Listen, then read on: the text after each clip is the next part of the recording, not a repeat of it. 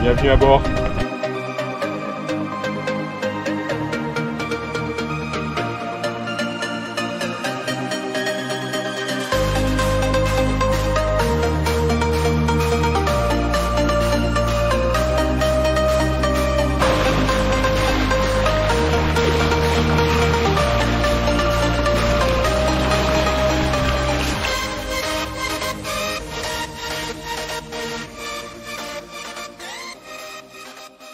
Coucou, alors nous sommes aujourd'hui le 20 juin 2023 et je vous propose d'aller à la rencontre d'un couple de plaisanciers, mais avec une particularité, c'est que tous deux se sont livrés à un tour du monde de plus de 4 ans.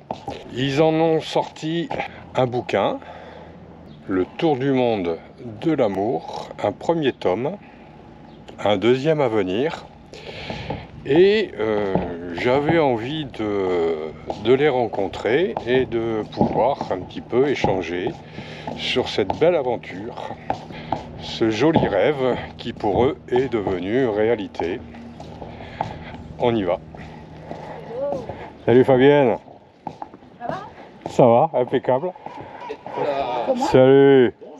Et voilà, Dominique et Fabienne sur leur Dufour 405 See you. et qui s'appelle See You. Vous allez bien? Bien, et toi? Bah ouais, merci de m'accueillir. Votre aventure, c'est un bateau. Alors, donc alors c'est pas non plus la grosse unité. Non, 40 pieds. Un couple amoureux Oui, Ouais. c'est ça. et un projet qui aura duré plus de 4 ans. Voilà. Et il en est ressorti un premier tome, Un premier tome. qui plus est préfacé par Jean-Luc Vandenette. Exactement. Vous aviez déjà tu avais déjà un relationnel avec lui, hein, Oui, tu le oui, connaissais? Oui, je connaissais. Bon, c'est un ami. J'ai eu l'occasion de naviguer avec lui pour aller jusqu'en Islande. Mhm. Donc c'est avec lui que j'ai vécu ma première tempête aussi. Ouais, Donc ouais, ça crée des liens. ouais. Et sur la route de l'Islande d'ailleurs. Et puis bon, c'est quelqu'un qui habitait Amiens, donc il venait nous voir. Bon, enfin, on s'est liés d'amitié. Ouais. Et donc, il nous a suivis pendant notre tour du monde. Et voilà, c'est pour ça que gentiment, il a accepté. Il aimait bien notre blog et il a dit bon bah, je te ferai la préface de ton livre. Ouais. 4 ans, vous étiez un peu à cheval sur les années Covid. Hein, vous êtes rentré quand? Oui. Hein, l'été dernier, vous êtes rentré. On est parti en 2018 et le Covid nous a rattrapés à Tahiti. D'accord, d'accord, Voilà. d'accord. Et ça a engendré des difficultés particulières? Il y a eu des perturbations, les gens ont réagi d'une certaine manière, un peu comme partout dans le monde. Et à Tahiti, bon, il y a un passé à Tahiti qui a fait que les Européens ayant, il y a quelques siècles, apporté des maladies, c'est resté un peu dans l'inconscient Ouais, collectif c'est ça, et il y a eu ouais. une peur qui s'est générée à cause de ça. C'est Donc, ça. pendant quelques mois, c'était un peu tendu avec les Polynésiens, mais bon, globalement, on peut Oui. dire qu'on a eu beaucoup de chance. En Polynésie, le fait qu'on a pu naviguer, il n'y avait pas de bateaux de charter, il y avait pas il y avait beaucoup moins Pas de des bateaux, paquebots. il n'y avait pas de paquebots, il n'y avait pas tout ça. Donc en On fait, avait la Polynésie pour nous, quoi. Ouais, c'est ça. Donc ça a apporté aussi un avantage sur le Oui. plan de navigation. Ça, c'est clair. Par contre, ça nous a empêché de faire des destinations comme la Nouvelle-Zélande, l'Australie, îles certaines Cook, îles, les îles Cook, Tonga. les Tonga, enfin il y a des îles où on n'a pas pu s'arrêter à cause Ouais. parce qu'ils étaient complètement fermés. Ouais, c'est ça. Alors, vous dites, ce livre n'est ni un récit de mer, ni une histoire d'amour, ni un roman d'aventure, ni un essai philosophique, ni une nouvelle érotique, ni un guide de voyage. Il est tout à la fois. Ouais. Exactement. Avec une mise en garde sur les chapitres qui peuvent heurter la sensibilité de personnes étroites d'esprit. Ça m'a beaucoup plu. Et alors, 4 ans, c'est quand même une belle tranche de vie. Vous étiez en activité professionnelle et vous avez fait une coupure. Quel statut vous aviez? Non, on n'était plus en activité professionnelle. D'accord. En fait, On a des On loue des... voilà, on a des revenus qui viennent de location. D'accord, donc, on a trouvé le par moyen rapport à de la gérer. Ouais, ouais. On a trouvé le moyen de faire, Ouais. voilà, d'avoir D'accord. notre fille qui pouvait s'en occuper comme relais, enfin, en On cas a vendu de notre problème. maison. D'accord. On a vendu notre maison. voiture. Voilà, on a Ouais, tout voilà. vendu. Voilà, Et on est voilà. parti. Ouais, ouais, tout ça. Et là, ça vous permettait globalement sur ce type d'aventure d'être dans un budget qui pourrait être en coïncidence avec le budget d'une vie à terre. Oui, Oui, tout à fait. Oui, oui. ça s'équilibre bien. Ça s'équilibre parce qu'en fait, il y a peut-être des périodes où on va effectivement être plus dans des marinas parce qu'il n'y a pas de mouillage, parce qu'il n'y a pas de choses comme ça. Donc en fait, on va dépenser peut-être un petit peu plus Ouais. à cause des Ouais. marinas. Ouais, Mais à côté de ça, après, pendant des mois, on va être ou en navigation ou dans des mouillages et là, ça Ouais. ne coûte rien. ouais. Donc en fait, globalement, ça s'équilibre et c'est un budget hors éventuellement une panne, enfin je veux dire un problème majeur, si d'un seul coup il faut faire une grosse réparation sur le moteur ou une voile qui se déchire et qu'il faut faire une dépense exceptionnelle.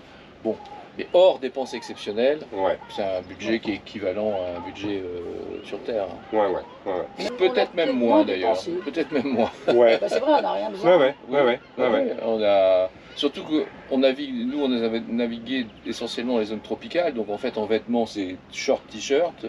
Non, pas le premier tome. Ouais.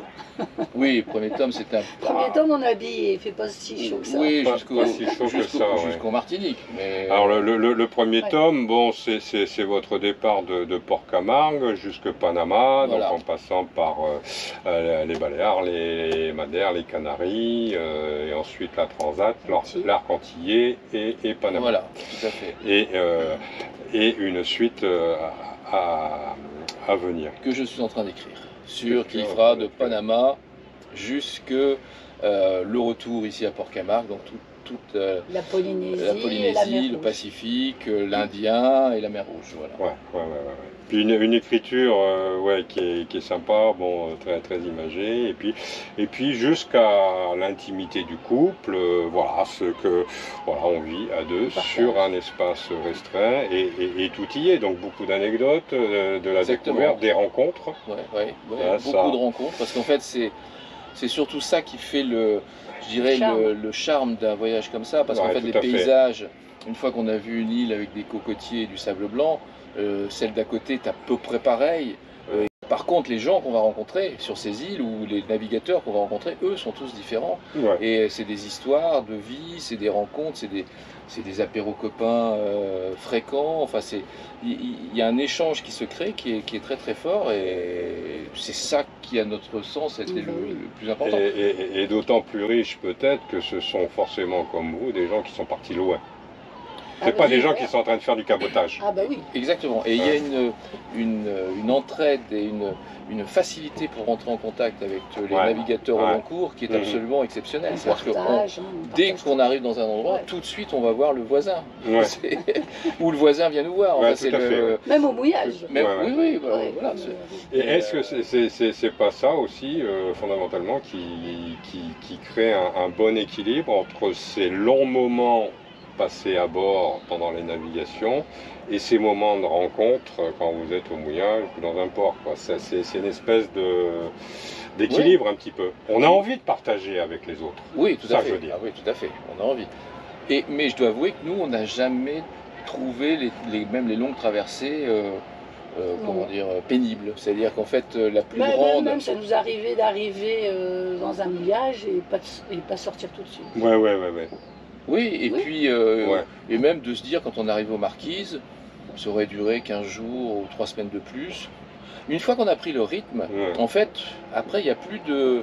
Enfin, pour nous, hein, ça peut être Ouais. différent. On a vu des bateaux, Oui, ça pouvait être oui, il y différent. en a qui sont Parce que ça pressés. s'était pas bien passé pendant la traversée et tout ça. Mais pour nous, on aurait pu continuer, aller plus loin. Parce qu'en Ouais. fait, le rythme s'est instauré. Et puis, C'est les débuts qui sont plus compliqués quand on part en grande traversée, en grande traversée. c'est la Faut- première faut semaine. trouver sa place, on ne dort pas forcément bien.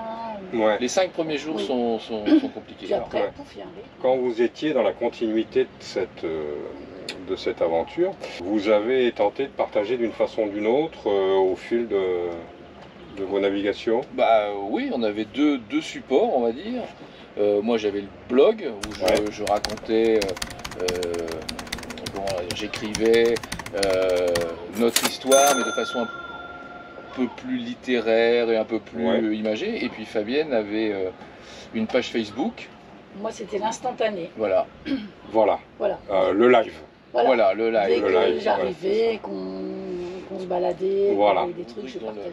C'était une rubrique de conseils aux marins dans le blog qui permettait aussi de partager ce qu'on avait. Et pour ça, il fallait synthétiser tout ça. Et donc, c'est pour ça que ça avait toujours un peu de retard avec le temps réel. C'est-à-dire que moi, il fallait le temps de l'écrire, de retrouver, enfin, de compiler les bullet points, enfin, les conseils que je pouvais, les mouillages, voilà. Ou recharger la bouteille de gaz, Voilà, ou aller laver son linge. Oui, des petits détails parfois que les conseils techniques, ils sont vachement bien pour quand on arrive quelque part, on est content de les avoir. Tout à fait. Et le blog est toujours accessible? Oui, tout à fait. D'accord. Et alors, ce qui est très intéressant dans ce bouquin aussi, c'est que on y trouve régulièrement des QR codes. Et en scannant ce QR code, on accède à une galerie d'images, j'imagine, peut-être des petits films aussi. Voilà, vidéos et images. D'accord. Voilà. Je trouve que l'idée est pas mal. Bon, vous expliquez que c'était entre guillemets pour ne pas alourdir à la fois le livre, peut-être en photo de moins de qualité, et puis aussi d'alléger le prix de vente du bouquin. Tout à fait. Hein, c'est ça. Fait. Maintenant, tout le monde a des tablettes, des portables, des ordinateurs. Il suffit de scanner, paf, et tout de suite, on a accès à une galerie. Donc, ça me permet d'en mettre plus, de mettre des vidéos qu'on ne pourrait pas avoir dans ce sens-là. On accompagne le conjoint enfin je vais pas parler de délire, mais dans son rêve, dans son envie de partir comme ça au loin. Mais est-ce qu'on a, quand on part, mesuré tout ce que ça suppose? Bon, il y a la navigation, la vie à bord, la répartition des tâches, des conditions parfois météo qui nécessitent vraiment une interaction entre les deux. Donc ça suppose de la connaissance au niveau des manœuvres, au niveau de la sécurité. C'est quand même quelque chose qui c'est copieux en termes de connaissances quand on navigue comme ça au long cours. C'est mécanique, électronique, réglage, manœuvre, c'est plein de choses qui doivent être partagées. Tout à fait. Et en premier, je pense que c'est vraiment, comme souvent c'est le rêve d'un, c'est d'inviter l'autre à partager ce rêve, à rentrer dans le rêve. Parce que si on ne fait pas ce travail de préparation au niveau du conjoint, c'est là où arrivent souvent des problèmes, parce qu'en fait, le rêve se transforme en cauchemar pour l'autre. C'est sûr. Et donc, par contre, si on l'invite à rentrer dans son rêve et à commencer à rêver aussi à la même chose, là, après, on peut rêver ensemble. Alors que s'il y en a qu'un qui rêve, ça peut vite être le cauchemar. Parce que bon, vous avez eu beaucoup d'expériences préalables, ce qui vous a permis, mais toi en l'occurrence aussi, de te projeter sur une période beaucoup plus longue. Moi, j'ai eu moins d'expérience que Dominique quand même. En fait, ça s'est déclenché quand on est parti aux Antilles sur un bateau d'amis. Et donc, j'ai dit, oui, tiens, c'est cool d'être sur un bateau. Mais bon, je faisais des petites escales. Moi, c'était déjà un vieux projet, mais bon. Des petites escales, donc j'avais pas la notion de traverser tout ça. Et donc après, on a rencontré un couple d'amis que Bab avait rencontré lors d'un rallye nautique. Et ils nous demandent pour faire la traversée la Transat. Je dis, oh là là. Puis nous, on avait le projet de partir. Et là, je dis, oh là. Alors là, si ça me plaît pas, si moi après, quand tu l'as jamais fait, tu sais pas. Donc après, je me suis dit, si on part avec notre bateau, si ça me plaît pas, qu'est-ce qui va se passer? Tu vois. Puis bon, on est parti, et puis bon, ça s'est bien passé. Donc j'ai fait cette grosse expérience-là de transatlantique. Voilà, j'avais déjà fait une transat avant de... Mais faire ça sur un bateau d'amis et sur ton bateau, c'est pas pareil du tout. C'est pas la même chose. T'as pas le stress. C'est pas la même chose. Si t'arrive quelque chose, c'est que t'as personne, t'as pas le bateau à gérer, tous les soucis et tout ça. Donc c'est pas du tout la même chose. C'est beau. Oui, on est beaucoup plus stressé quand c'est son propre bateau que quand on est équipier. Bon, on accompagne moi j'étais beaucoup équipier avant, donc je connais un peu le rôle de l'équipier, mais on accompagne, mais on n'a pas la pression, on n'a pas du tout la pression de la charge du capitaine, parce que être capitaine c'est une charge, c'est-à-dire on charge non seulement le bateau mais aussi l'équipage, donc on a des responsabilités, et ça c'est des choses c'est complètement différent. Alors quand on est équipier, bon, on suit les ordres du capitaine. Tout à fait, voilà. Tout à fait. Puis il y a aussi ce que me dit souvent Valérie. Avant même un jour de faire sa première nuit de navigation, elle a toujours éprouvé le besoin d'être en confiance avec son bateau. Et elle a vécu dans le bateau, voilà, tout en travaillant. Et il s'est mis en place une espèce de relation de confiance. Il se passe quelque chose entre nous et le bateau. Ah bah oui. Plus qu'avec une voiture, une moto ou une mobilette. Il se passe quelque chose. Voilà, exactement. Tu parles au bateau, voilà. Super, mon coco, ça voilà. a bien marché là. Ah bah, le temps, on le connaît absolument parfaitement, on connaît tous les bruits, on sait exactement, dès qu'il y a un petit bruit différent, hop, on sait qu'il y a quelque chose qui ne va pas, ou on fait corps avec le bateau. Tout à fait. Au bout d'un moment, c'est vraiment, d'autant plus quand on fait effectivement des longues traversées où on est tout le temps dessus, où on vit avec, enfin, il y a un côté fusionnel avec le bateau. Voilà. Et le pilote, quel bon équipier le pilote.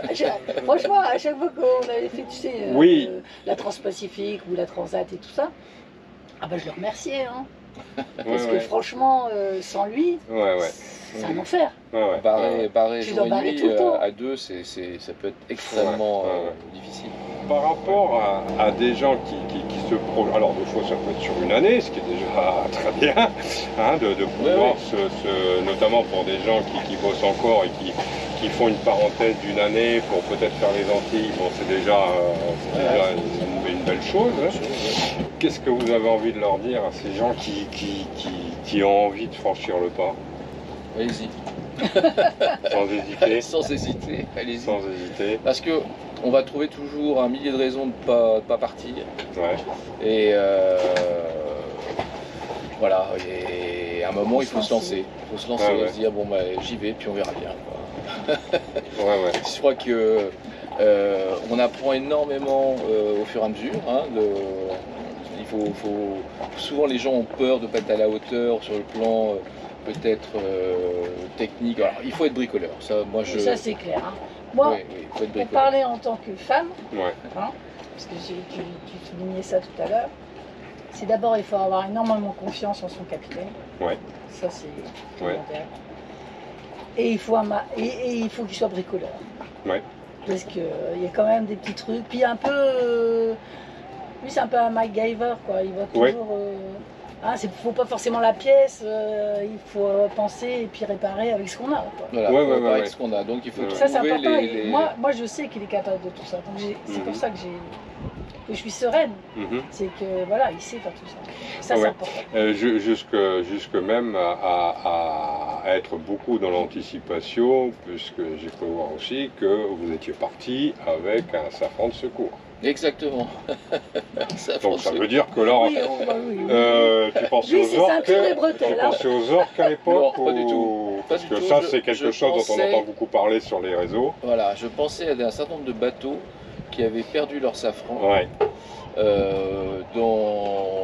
En Atlantique souvent d'ailleurs, j'ai des histoires étonnantes là-dessus. Et un certain nombre ont abandonné le bateau.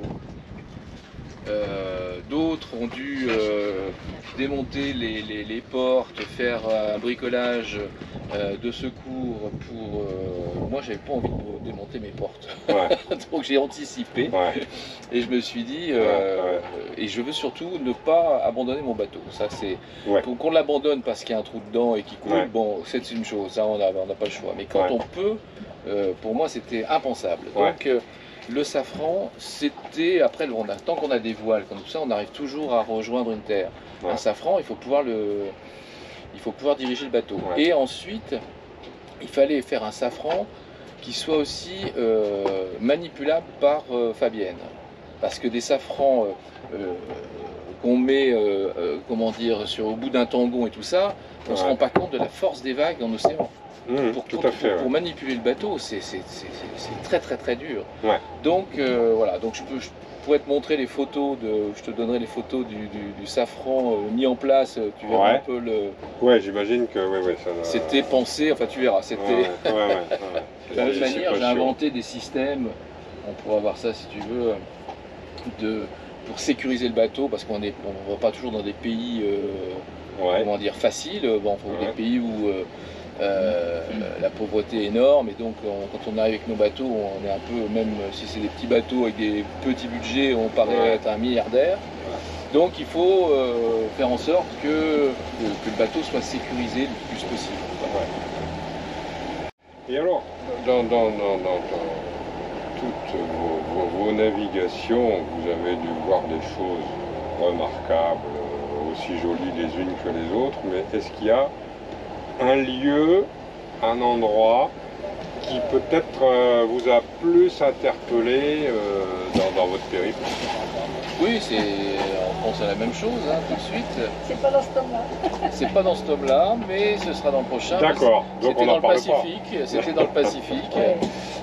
Et on peut en parler, hein, c'est dans le Pacifique, c'est une petite île dans la mer de Corail où on était absolument tout seul et où il y avait des tortues partout. Et des tortues qui venaient pondre la nuit sur le sable. Et on s'est retrouvé dans ce mouillage absolument seul. Ça reflète bien un peu notre tour du monde parce que c'était l'île de l'amour en fait. Oui, les tortues comme les petits oiseaux avec tous les nids.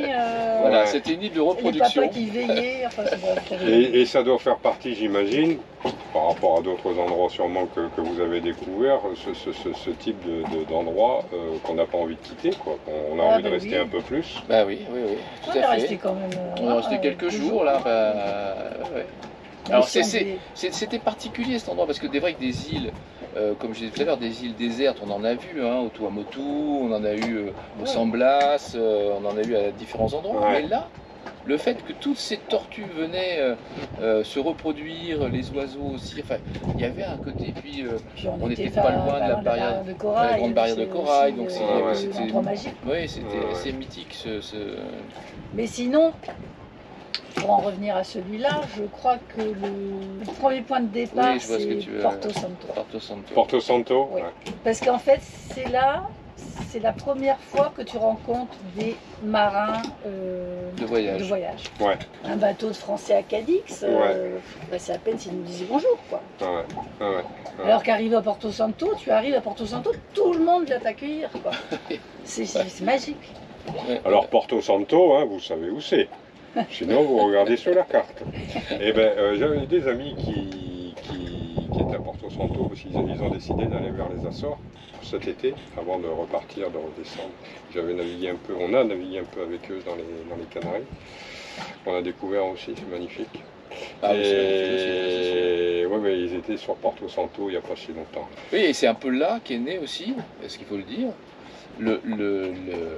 la gêne, enfin quand on est arrivé à Porto Santo, il fallait dessiner une fresque, enfin il fallait, tout le monde, la plupart des équipages dessinent une fresque sur le mur pour laisser leur passage. Et donc, comme au Cap-Vert aussi. Comme au Cap-Vert, il y en a aussi, à une époque ça se faisait aussi à Tenerife. Il n'y en a pas beaucoup à Tenerife. Ouais.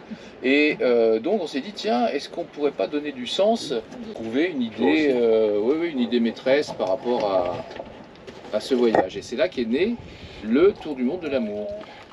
Jean-Luc, je me permets d'appeler comme si c'était un ami, Jean-Luc Van Halen, le souligne, c'est-à-dire il y a Tour du monde et il y a l'amour. Donc c'est deux choses, et je pense que pour un Tour du monde qui dure plus de 4 ans, vaut mieux s'aimer quand même. Hein. Oui. Hein, c'est clair. On est d'accord. Génial. Et des belles rencontres aussi, j'imagine. Ah là là, mon Dieu, oui. Est-ce qu'il y en a une qui vous a marqué plus que d'autres, même si à chaque fois c'est toujours... Allez, une chacun. Moi, il y en a une à Cuba. Cuba. Bon, toi, c'est Cuba. Je sais que c'est Cuba, toi. C'est une Cubaine qu'on a rencontrée comme ça dans la rue. Et on lui a une station de bus. Une station de bus. On lui demande si elle connaît un endroit baragouiné un peu. C'est qu'on a un endroit où on peut acheter des fruits, des légumes. Et puis, ni une ni deux, elle dit allez, suivez-moi et tout. Elle nous emmène à un premier endroit, il n'y en a pas, un deuxième endroit, et puis elle dit là. Et puis après, en fait, on a passé la journée avec on lui a dit aussi qu'on cherchait un peu de beurre. Et elle nous emmenait partout, partout. Parce qu'il faut dire qu'à Cuba, on ne trouvait pas grand-chose. On ne trouvait rien. Donc c'était très compliqué. Ouais. Donc tous les endroits où elle nous emmenait, elle arrivait, elle disait ah, je suis désolé, il n'y a rien. Et effectivement, les rayons étaient vides. Les supermarchés, tous les parties frais, congélateurs, frigo, tout est vide, mais vide de chez vide. Ouais. Sur la côte nord, hein, on est sur la côte nord, oui. Ouais. Et donc, voilà. L'approvisionnement, c'était un peu partout pareil. Ça devait être un peu pareil. Et donc après, on a sympathisé, à échanger un petit peu parce qu'elle, elle parlait pas. Et donc le soir, elle est venue avec ses enfants, la marina et tout, et eux, ils auraient voulu venir sur le bateau, mais c'était interdit. Les Cubains n'ont pas le droit de monter sur les bateaux. C'est dommage. Moi, je les ai invités, manger à bord, bien sûr, et tout. Puis les enfants, ils auraient été super contents de visiter. Mais ils ont une chouette rencontre. D'accord. Voilà. Et moi, c'est un chef de village au San Blas qui est venu au bateau avec sa pirogue, la rame, et puis après il m'a dit ah mais venez voir notre village. Alors que dans le village c'est quelques cases qui étaient sur une petite île, et puis après il me dit viens voir, il m'a montré la marmite de sa femme sur laquelle il y avait un trou. Et il m'a dit, est-ce qu'on peut plus cuisiner, est-ce que tu pourrais faire quelque chose? Alors bon, j'ai essayé de... Je lui ai dit, écoute, laisse-moi le temps de réfléchir. Donc je suis revenu au bateau. Je me suis dit, je peux pas utiliser de résine, je peux pas utiliser tout ça. Donc j'ai eu l'idée de faire un colmatage avec des vis et des rondelles, en serrant très fort, enfin avec des choses en inox pour qu'ils puissent cuisiner.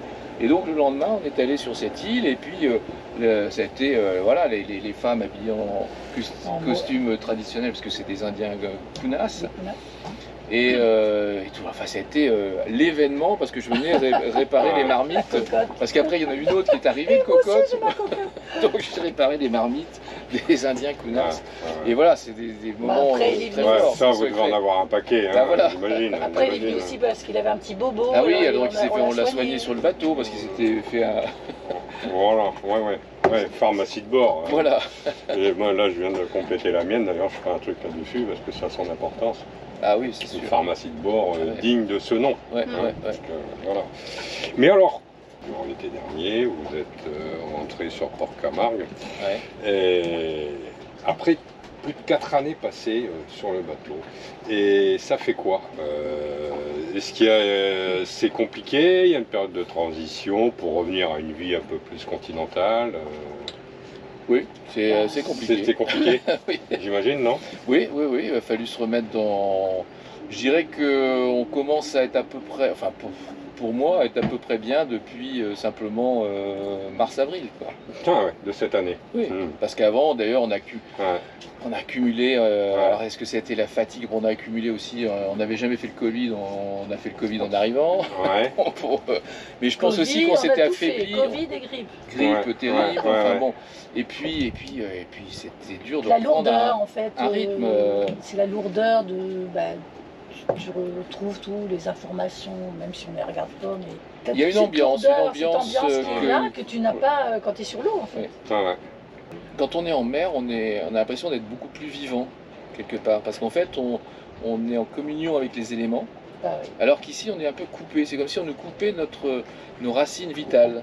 Ah, c'est marrant, parce qu'on pourrait penser le contraire. On est en navigation, des navigations très longues, où on est coupé du monde. Et quand on rentre sur le continent, on retrouve les amis, la famille. C'est marrant ça.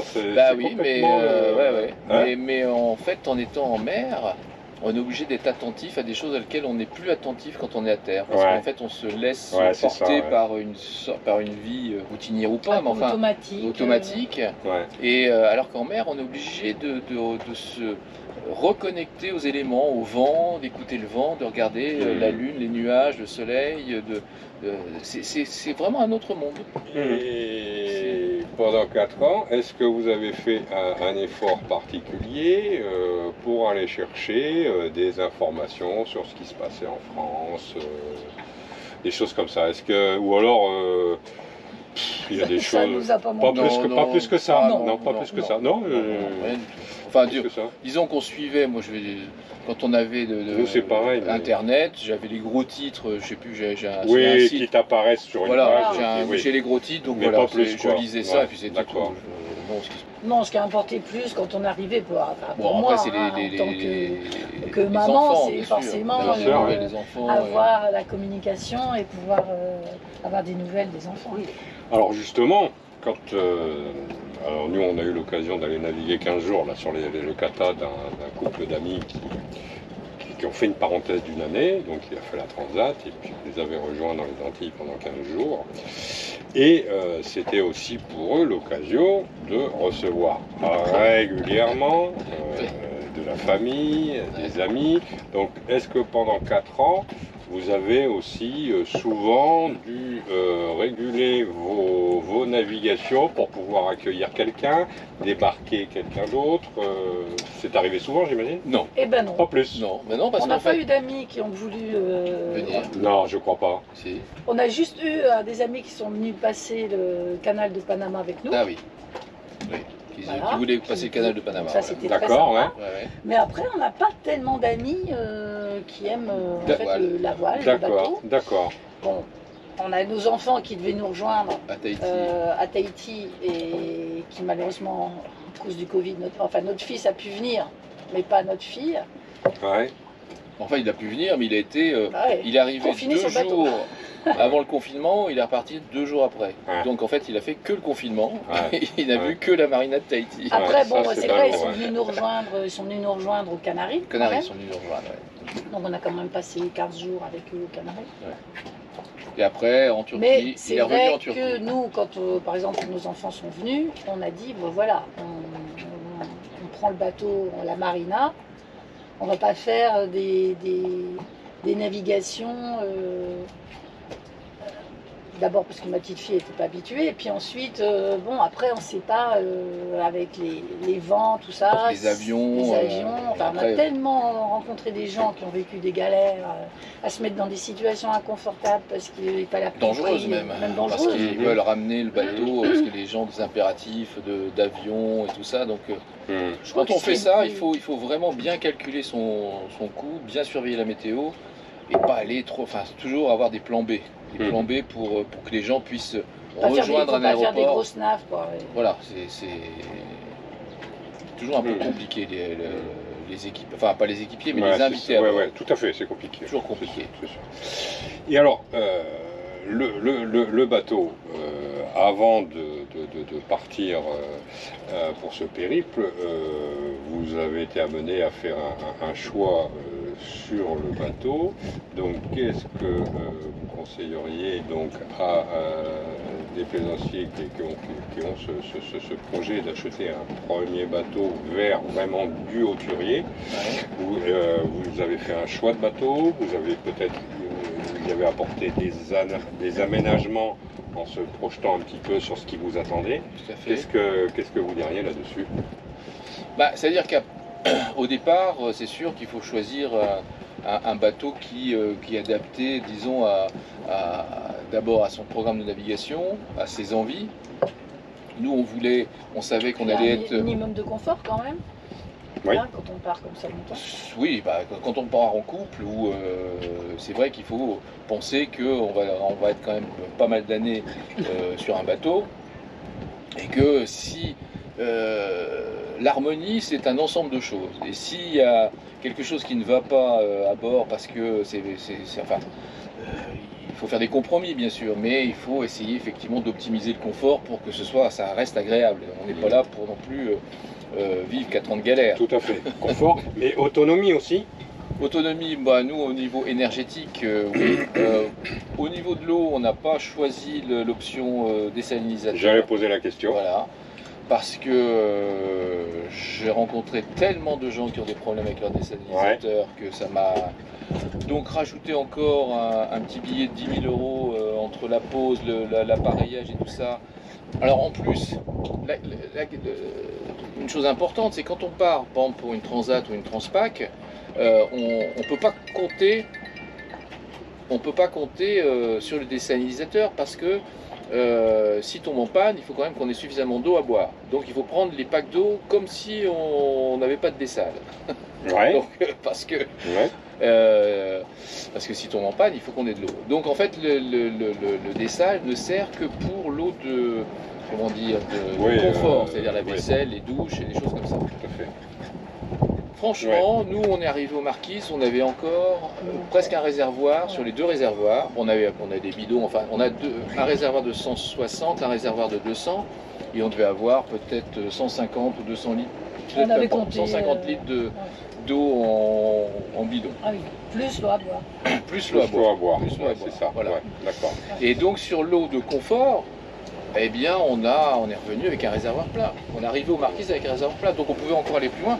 Et puis c'est vrai que sur la route, on n'a pas récupéré énormément d'eau, mais souvent quand il y a des grains, moi j'avais fabriqué une toile qui se mettait ici dans le cockpit avec un tuyau qui permettait de récupérer de l'eau de pluie. Ouais, donc tout à fait, on n'a jamais manqué. Bon, après c'est sûr, après après tu peux avoir des endroits, si tu restes longtemps, par exemple, si les tu restes longtemps au Tuamotu, déjà eux, ils n'ont pas beaucoup d'eau, donc ouais. Donc si tu restes très longtemps, ils ont des salles. Oui, il y a quelques endroits où ça peut justifier, mais après... Bon, après, il y a la corvée d'eau, mais bon, ça faisait partie. Ça fait partie du jeu. Oui, non, mais bien sûr, oui, non, mais d'accord. Aller chercher de l'eau à la terre. Bon, voilà. Ça nous a jamais dérangé. Alors c'est vrai que en traversée, on prenait pas des douches tous les jours. Et, on se lavait à l'ancienne, c'est-à-dire avec un gant et puis à l'évier, quoi. Et puis de temps en temps, on prenait une douche dans le cockpit. Quand il pleuvait, de temps en temps, on ouvrait tout et puis on se douchait à l'eau de pluie. Voilà.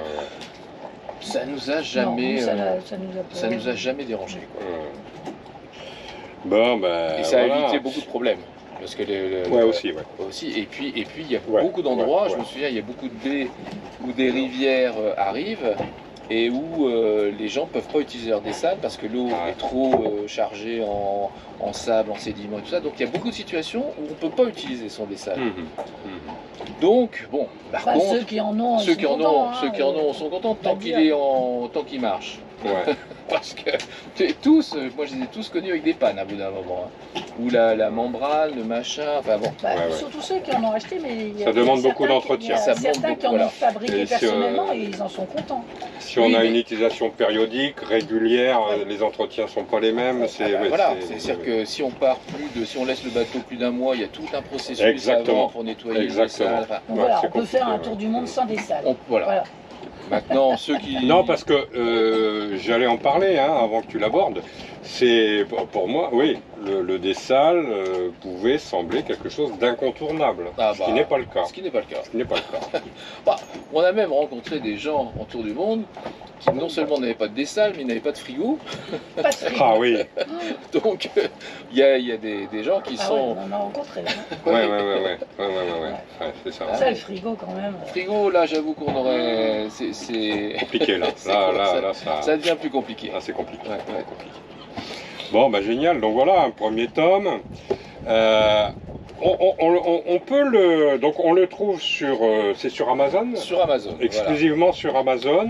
Alors, exclusivement sur Amazon, effectivement, parce qu'Amazon, pour de l'auto-édition comme nous, permet imprime à l'unité. C'est-à-dire qu'on n'est pas obligé d'acheter un gros stock de livres. Ouais, d'accord. Voilà. D'accord. Et donc, puis voilà, ça permet aussi d'être les gens qui sont en Amérique, au Canada, en Australie, tout ça peuvent le commander. Ouais. Il est en format papier, en format tablette, enfin Kindle. Oui, j'allais poser la question. Voilà. Parce que énormément de plaisanciers, moi j'en ai un, et on peut le trouver en format numérique. Tout à fait. Ça c'est génial. Et si les gens qui ont un abonnement Kindle, ils le téléchargent gratuitement. Oui, ils chargent gratuitement. Oui, tout à fait. Ok. Voilà.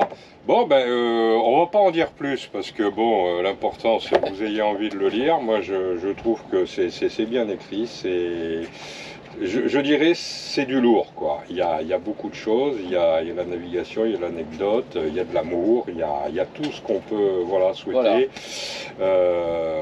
On a essayé d'une belle croisière comme celle-là. Voilà, de partager notre rêve et de mettre notre rêve dans ce livre. Voilà, ben, voilà, souvent les gens nous disent bah, vos vidéos nous font rêver, on peut aussi rêver avec un bon bouquin. En plus, bon, on a des accès images, vidéos, ça, par les flashcodes, donc c'est top. Merci à tous les deux. Ah bah écoute, c'est nous qui te remercions. J'espère que voilà, moi j'avais envie de faire cette rencontre et cet échange sur une belle expérience et puis des traces indélébiles là qui vont rester là. C'est génial. Merci. Voilà. Et puis j'espère que pour le tome 2, on ira te rejoindre peut-être en Grèce pour. Ah là bah oui, mais justement, quand on a passé 4 ans comme ça, ou un peu plus. Vous avez fait un tour du monde avec un fil conducteur plus ou moins nord-sud de l'équateur. Vous rentrez. Qu'est-ce qui vous motive pour la suite en termes de navigation? Tu vois ce que je veux dire? Oui. Comment vous vous placez par rapport à des navigations futures? C'est-à-dire qu'on a vraiment bien aimé la Grèce quand on est rentré. Et donc, bon, c'est vrai qu'on n'a pas fait beaucoup la Méditerranée avant. Partir pour ce tour du monde, donc on a encore un terrain de jeu important. Après, peut-être qu'on ira aussi explorer les contrées du Nord, les Açores aussi, voilà, les Açores qu'on n'a pas fait, parce qu'en fait, au départ, on devait passer par le cap de Bonne-Espérance et revenir par les Antilles et donc revenir par les Açores vers l'est. Voilà. Et puis pour finir, on a changé, on a décidé de passer par la mer Rouge. Donc il y a encore des beaux projets. En fait, tout ce qui nous plaît, c'est d'être. On adore vivre sur le bateau. De toute façon, donc, nous, on est bien sur le bateau. Donc là, ça faisait un petit moment qu'on n'avait pas navigué. On est reparti quelques jours. Là, quel bien ça fait de retrouver même l'ambiance des ports, l'ambiance des mouillages et tout ça. On peut glisser sur l'eau. Voilà, là, en plus, on a eu une belle nave. Non, c'est génial. Toi, j'imagine que tu avais aussi, parce qu'en général, le choix d'un bateau, l'homme et la femme ont leurs critères. Moi, j'avais 2 critères. C'était quoi? C'était un lit où je puisse sortir de l'avant. D'accord. Pas escalader. Pas d'escalade. D'accord. Et puis des ouvertures en fait. Des blocs qui. D'accord. Parce qu'en fait, en visitant quelquefois les bateaux, on a vu qu'il n'y avait pas beaucoup d'ouvertures. D'accord. Et je crois que vous êtes parti volontairement sur un 2 cabines pour bénéficier d'un espace. C'est le capitaine qui a adoré cet endroit de soute. Forcément, en navigation, il y a des moments où on a besoin d'aller rapidement voir des éléments essentiels. Comme le pilote, les batteries et tout ça. Et on n'a pas, quand on a 3 cabines, souvent ces éléments-là sont cachés derrière des vaigrages, derrière le soumis et tout ça. Là, avec cette soute technique, non seulement on peut stocker un certain nombre de choses, mais en même temps on peut j'accède tout de suite à mes batteries, au pilote. Je peux. C'est ça. Voilà, tous les éléments importants, on va dire, du bateau sont accessibles très rapidement. Et ça, pour moi, c'était important. Alors, je vais juste montrer un petit peu votre espace de vie pendant plus de 4 ans. Voilà. Alors, là, en fait, il y a la table, mais en fait, quand on est en grande navigation, on peut la baisser. On baisse la table, on met un matelas, et ici, on a un très grand... D'accord, pour l'écart, pour tout ça. D'accord. Bien sympa. D'accord. Et donc, voilà, là un accès facile, cabine avant... Bon, malheureusement, il n'y a pas beaucoup de lumière. C'est tout confort. Il y a une cuisine pratique, parce que ça aussi, c'est important. Alors ça c'est très important en navigation.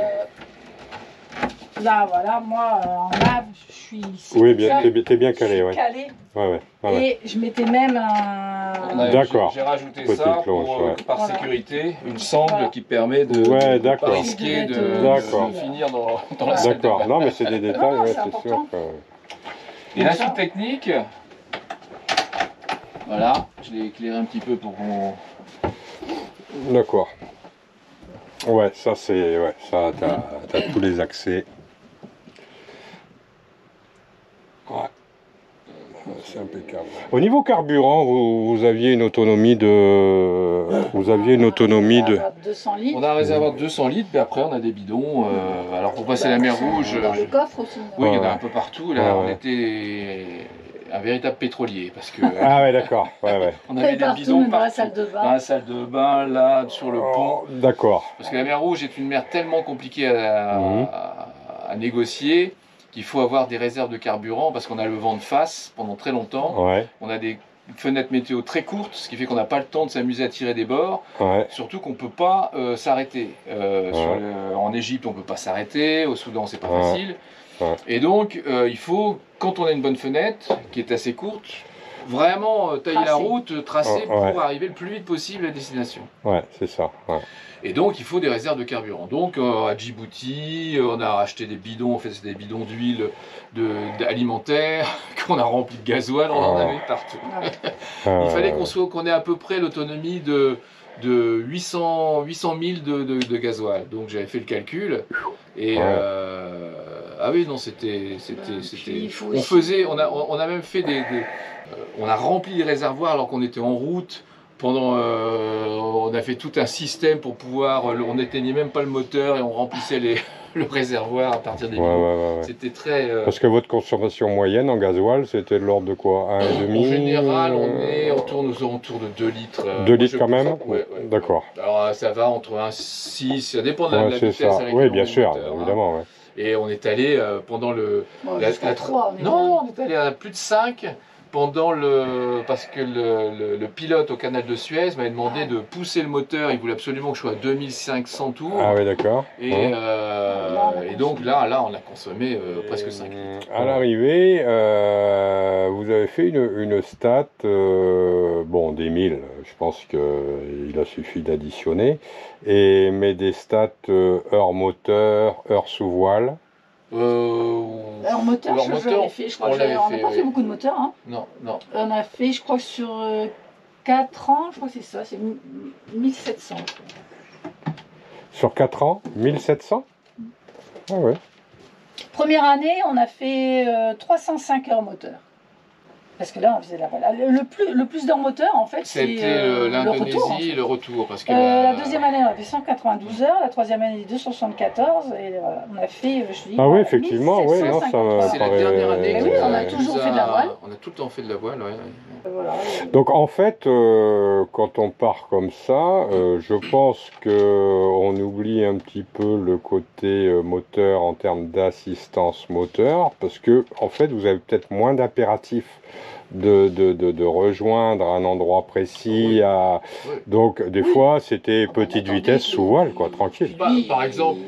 Par exemple, si je Il prends le- contrôlait la météo pour partir à des bons moments, voilà, ça Oui, c'est mais, important mais aussi. même, Ouais, par ouais. exemple, entre les Marquises et les Tuamotu, on a eu vraiment un tout petit temps, on était avec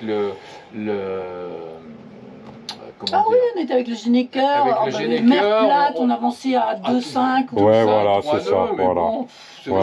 C'était Ouais, une ouais, belle nappe. tout à fait, que l'on tout à mette fait. 5 jours, 6 Oui, jours, tout à 7 fait, on est jours, d'accord. Ouais, c'est ouais, pas tout à grave, fait. quoi. Ouais, ouais. Quand on a du temps devant soi, c'est pas le souci. ouais. Et ça, c'est un truc que je veux souligner aussi pour les femmes, c'est que 2 points. C'est d'abord que le capitaine contrôle bien sa météo, qu'il soit respectueux Ouais. aussi de ça, de ne pas partir et d'avoir des galères, tout ça.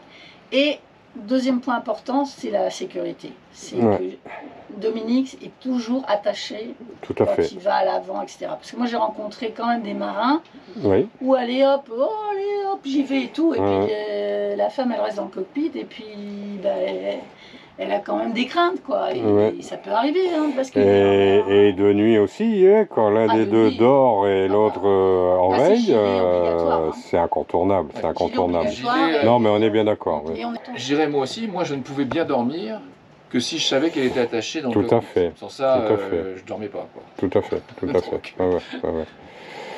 Non, et puis d'insister aussi sur le fait que, bon, l'un et l'autre, on doit essayer d'aller vers les mêmes compétences, parce qu'il peut arriver tout et n'importe quoi. à l'un ou l'autre, et que bah, parfois, voilà, et pas se dire, voilà, bon ça, les manœuvres, j'y touche pas, si j'y touche pas, il faut que chacun ait les mêmes compétences, ça c'est important. Ah, c'est sûr, j'ai pris conscience de ça en transatlantique, là. T'es là, t'es tout seul, il fait nuit, le capitaine il dort, et tu dis, bon, s'il arrive quelque chose, qu'est-ce que je fais, quoi? Est-ce que je suis capable d'amener le bateau tout à fait, aux Antilles, quoi? Tout à fait. Tout à fait. Ça, les manœuvres, bon, rentrer le bateau, ça, oui, manœuvre de port, que je fais pas trop. Mais moi, elle arrivera au port. Ouais, après, c'est... Après, on s'en fout. Mais bon, ça s'apprend aussi. Il ne faut pas non plus stresser sur ça. C'est-à-dire qu'après, quand on part comme ça s'apprend au fur et à mesure. C'est-à-dire que même s'il y a des choses, des manœuvres qu'elle ne savait pas faire au début, parce qu'on ne les avait pas vues, après, une fois on les a fait une fois, deux fois, bah voilà, c'est rentré. Alors, moi, j'ai même envie de dire que quand on est dans une situation extrême où il faut faire les choses, tu feras les choses. Ah oui, bien sûr. C'est certain. C'est certain. Moi, je sais que quand on s'est pris l'orage, moi j'avais un truc à gérer à l'avant, je me suis harnaché, etc. Valérie a géré la barre, ça se couchait, ça se relevait, ça se couchait, ça se relevait, le bateau plus manœuvrable, 65-70 nœuds de vent, et puis bah, elle a géré. Et à un moment donné, elle a été redescendue en cabine et elle remonte, elle dit j'ai même pas eu envie de pleurer, quoi. Elle a tellement géré le truc qu'après on est dans une autre dimension et on se pose plus de questions, quoi. On se pose plus de questions. Quand on est vraiment dans la gestion immédiate d'un problème, on se pose pas les questions. On se pose pas les questions. Voilà, tout à fait. Nickel. Bon, c'était bien.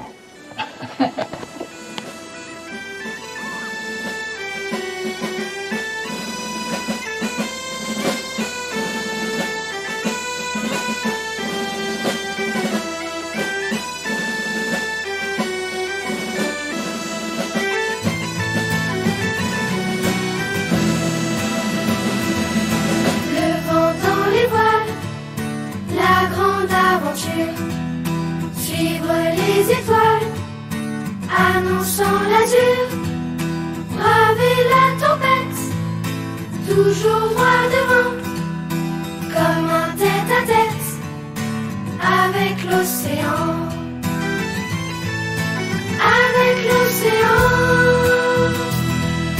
larguer les amarres et quitter le port, bien tenir la barre, bâbord et tribord, voguer vers le rêve, tracer au sextant, voyager sans trêve, au soleil levant, au soleil